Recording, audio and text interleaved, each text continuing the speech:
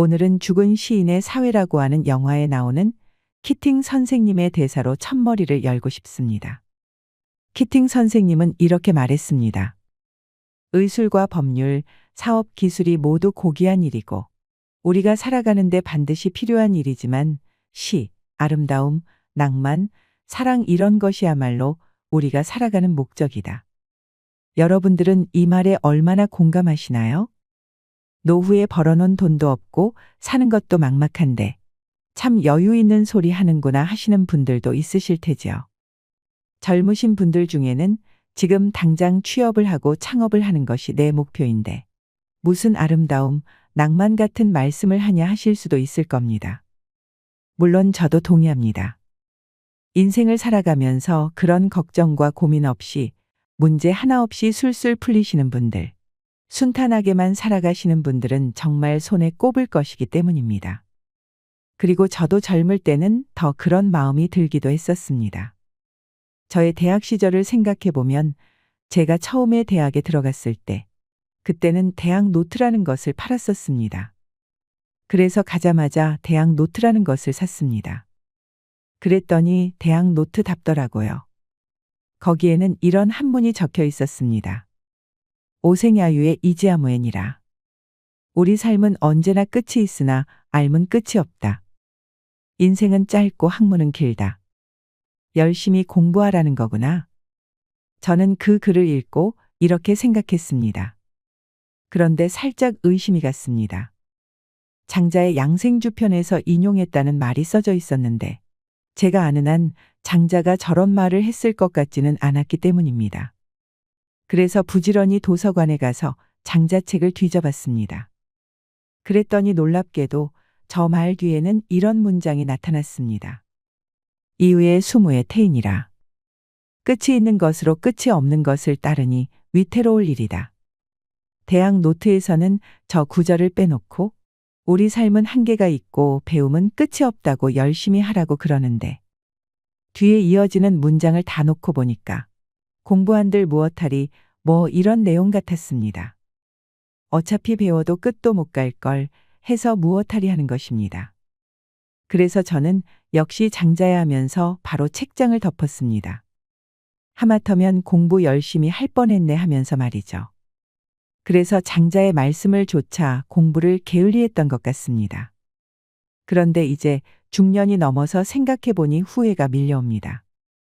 나보다 조금이라도 더 나아 보이는 누군가를 부러워하기도 했고, 기쁜 마음에 자랑하는 친구를 시기 질투하기도 했고, 더 잘나고 더 많이 배우고 돈을 많이 버는 사람들을 부러워하며 살기도 했습니다. 이 시간과 세월을 돌아보면 얼마나 긴 시간이었을지 감히 상상도 되지 않습니다. 지나온 인생을 돌아보는 순간순간마다 나는 왜 이거밖에 안 될까 자학하기도 하고 그러면서 교만하기도 했겠지요. 그랬던 제가 요즘에는 그럴 시간을 쪼개어 더 배우지 못한 것에 대해 많이 후회합니다. 그때 왜 책장을 덮었을까?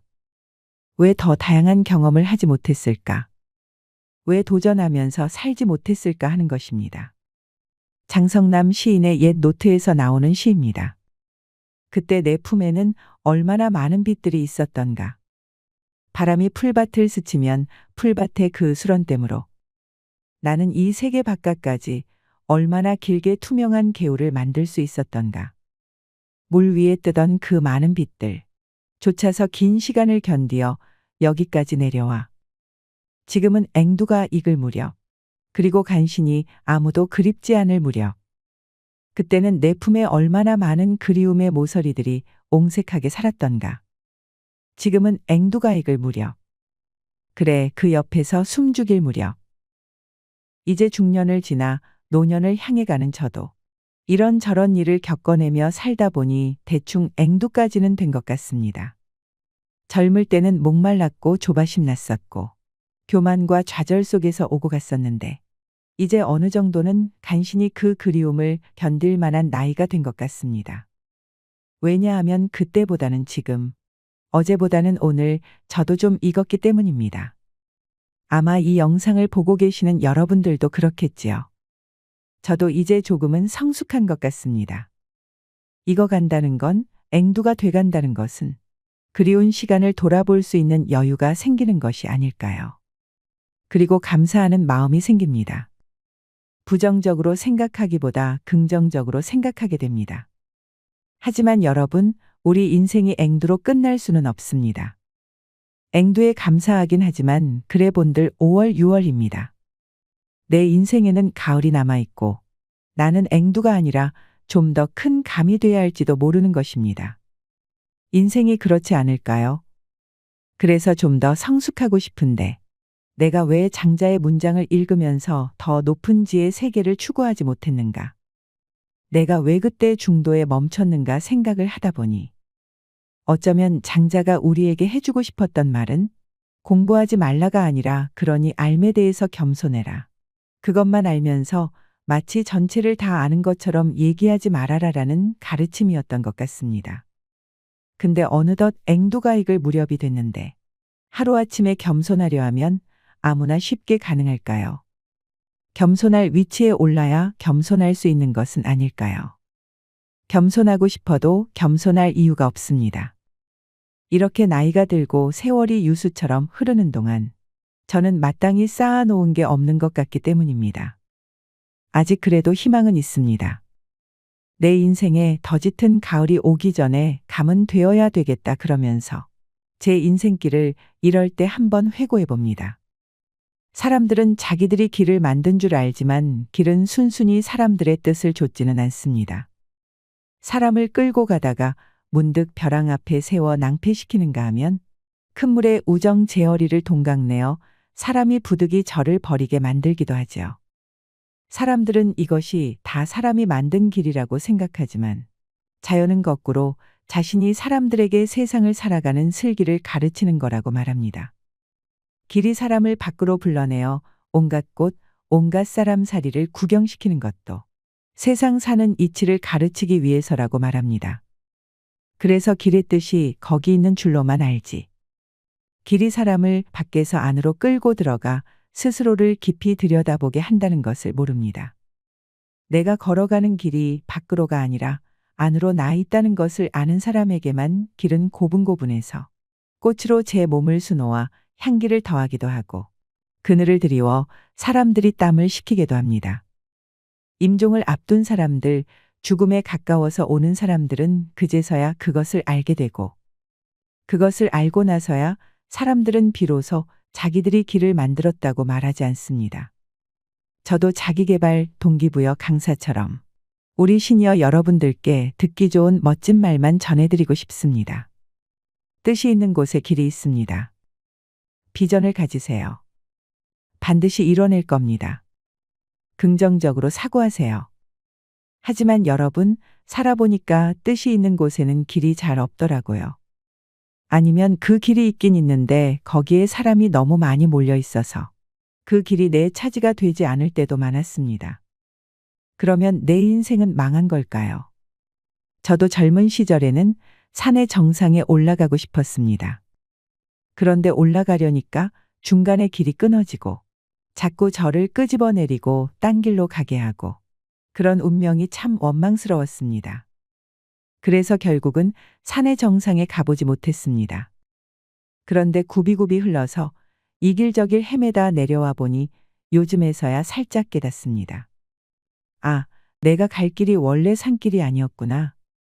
나는 원래 바다를 향해 가야 할 사람이었구나. 하마터면 산에 갈 뻔했다.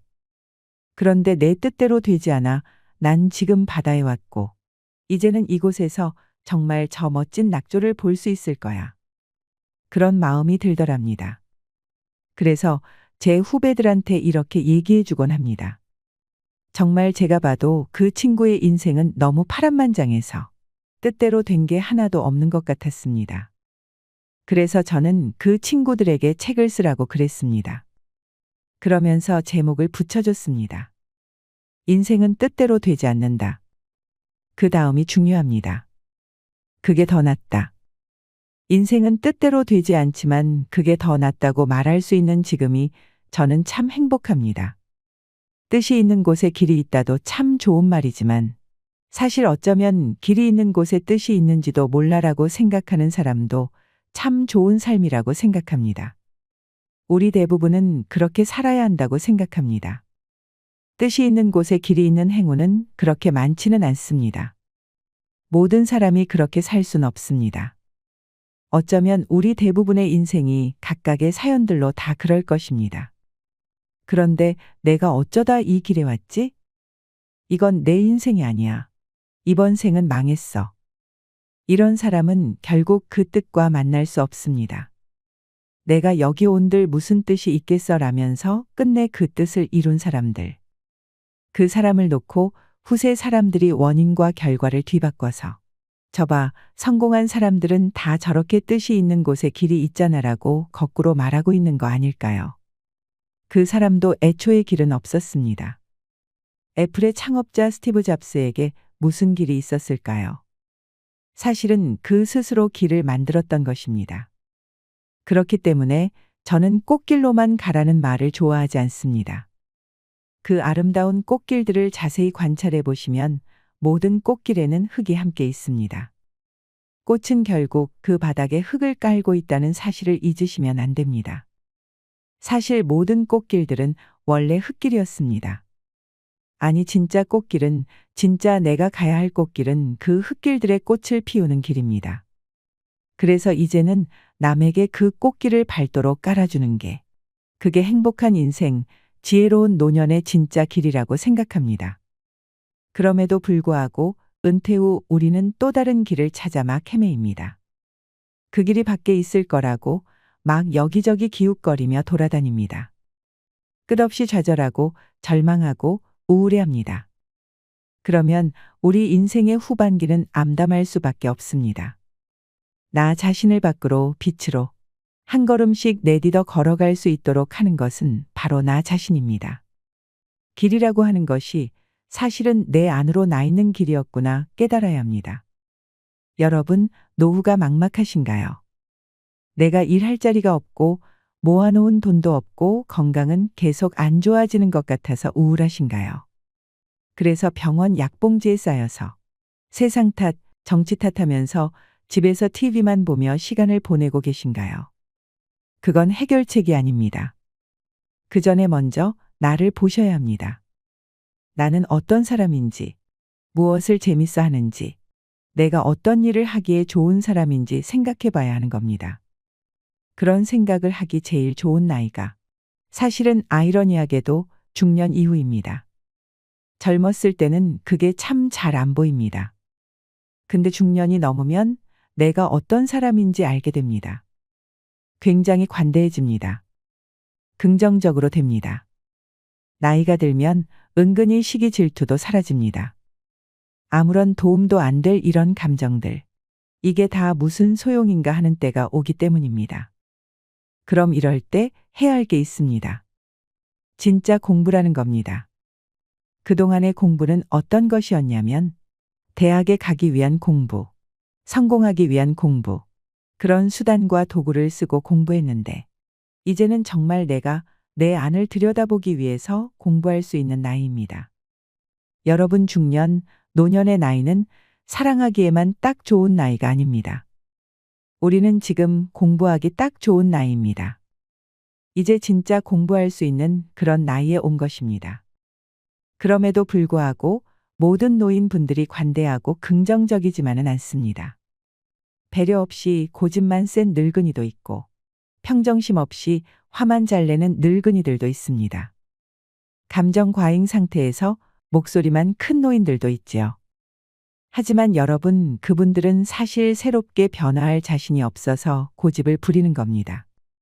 자신이 틀린 것을 알지만 받아들이기 힘들어서 화를 내고 있는 것이고 논리로 당해낼 재간이 없어서 목소리를 높이는 것입니다. 그분들도 우리가 감싸 안아야 합니다. 그런데 오늘 이 영상을 보신 분들 중에서 만약에 자기 자신이 그런 증상이 있는 것 같다 그러면 다시 더 공부하셔야 합니다. 이제 새로운 학교로 가셔야 합니다. 나무학교로 가셔야 됩니다. 문정희 시인의 나무학교를 들려드리겠습니다. 나이에 관한 한 나무에게 배우기로 했다. 해마다 어김없이 늘어가는 나이. 너무 쉬운 더하기는 그만두고 나무처럼 안에다가 새기기로 했다. 늘 푸른 나무 사이를 걷다가 문득 가지 하나가 어깨를 건드릴 때, 가을이 슬쩍 노란 손을 얹어 놓을 때, 사랑한다는 그의 목소리가 심장에 꽂힐 때, 오래된 사원 뒤뜰에서 웃어요하며 숲을 배경으로 순간을 새기고 있을 때, 나무는 나이를 겉으로 내색하지 않고도 어른이며 아직 어려도 그대로 푸르른 희망. 나이에 관한 한 나무에게 배우기로 했다. 그냥 안에다 새기기로 했다. 무엇보다 내년에 더욱 울창해지기로 했다. 여러분, 나무들은 100년, 200년을 먹었어도 나이를 밖으로 티를 내지 않아도 나이를 안에다 나이테로 새겨 놓았습니다. 나이테는 말하지 않아도 매년 거듭거듭 늘어나는 것이지요.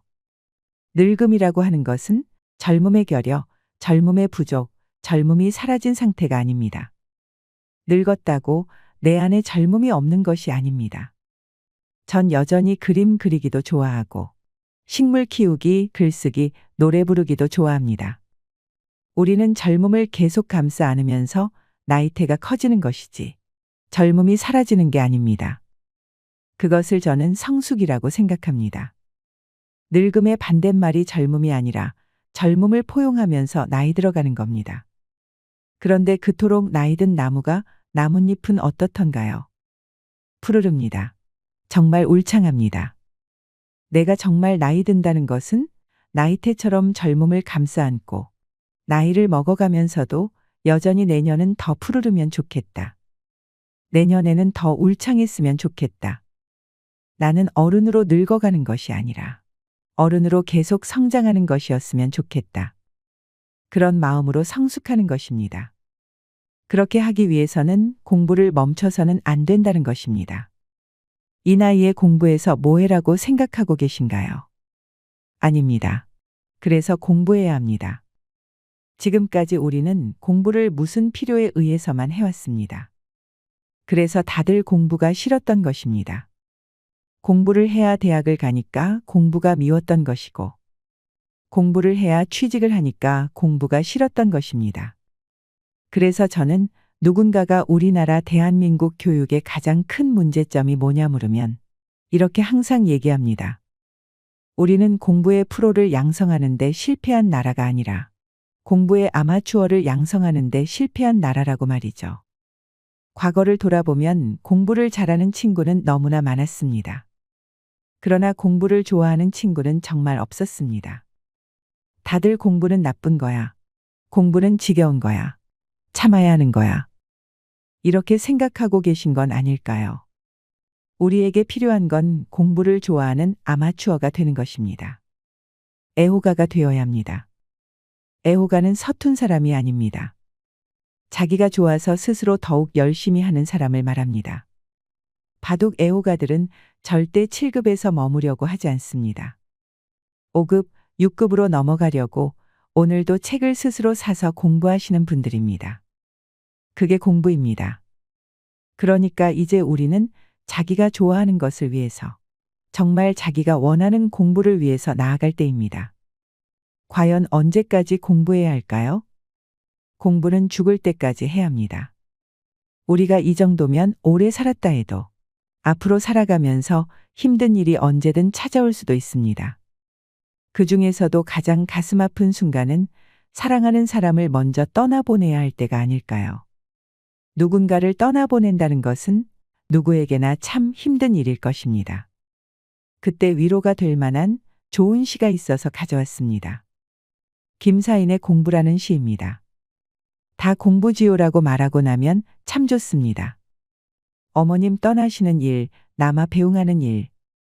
우리 어메 마지막 큰 공부하고 계십니다 말하고 나면 나는 앉은뱅이 책상 앞에 무릎 꿇은 착한 소년입니다.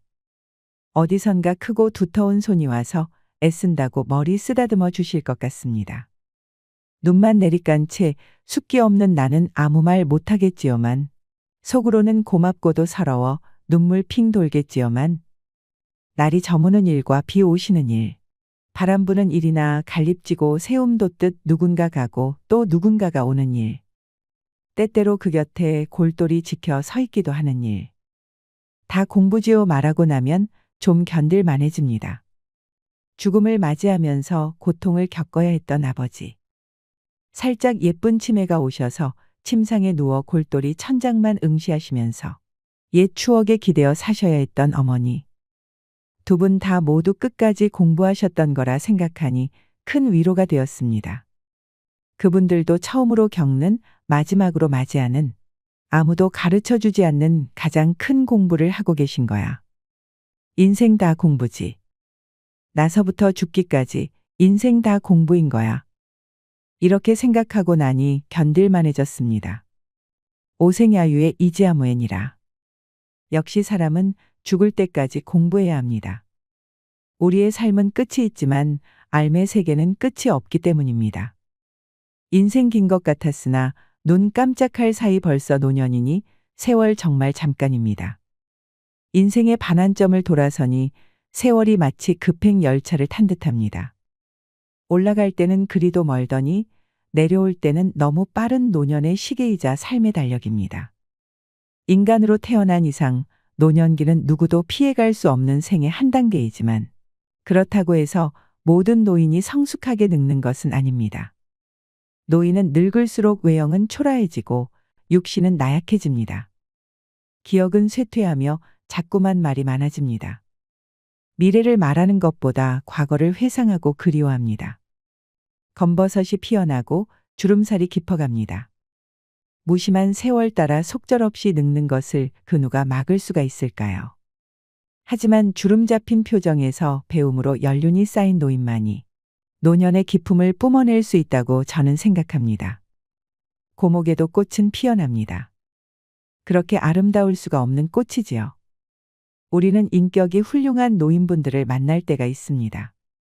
그런 분들은 만고풍상 다 겪으며 살아온 경험을 살려서 매사가 슬기롭습니다. 그런 분들은 인간에 대한 이해가 깊고 경우가 밝으며 배울 점이 아주 많습니다. 반면 마음 가는 대로 거침없이 행동하고 자기 주장만 옳다고 큰 소리를 치면 꼰대라고 손가락질을 받기 십상입니다. 외형의 늙음은 어찌할 수 없지만 추하게 늙지 않으려면 마음만이라도 꼰대 소리를 듣지 말아야 합니다. 꼰대라는 소리를 들으면서 여기저기서 욕을 먹을 것인가? 아니면 항상 귀를 크게 열고 온화한 표정의 노인으로 나이 들 것인가 하는 것은 전적으로 우리에게 달린 것입니다. 늙어서 아름답지는 못해도 추해지지는 말아야 합니다. 오늘 하루는 무엇을 배웠는지, 어떤 표정으로 하루를 보냈는지 한번 돌아보는 건 어떨까요? 아니면 내일 나는 무엇을 배울지, 하루를 어떻게 즐겁게 보낼지 생각해 보는 것도 좋겠습니다. 여러분들의 지혜로운 노후를 응원합니다. 이상으로 시니어에 대한 모든 것, 시니어 연구소였습니다.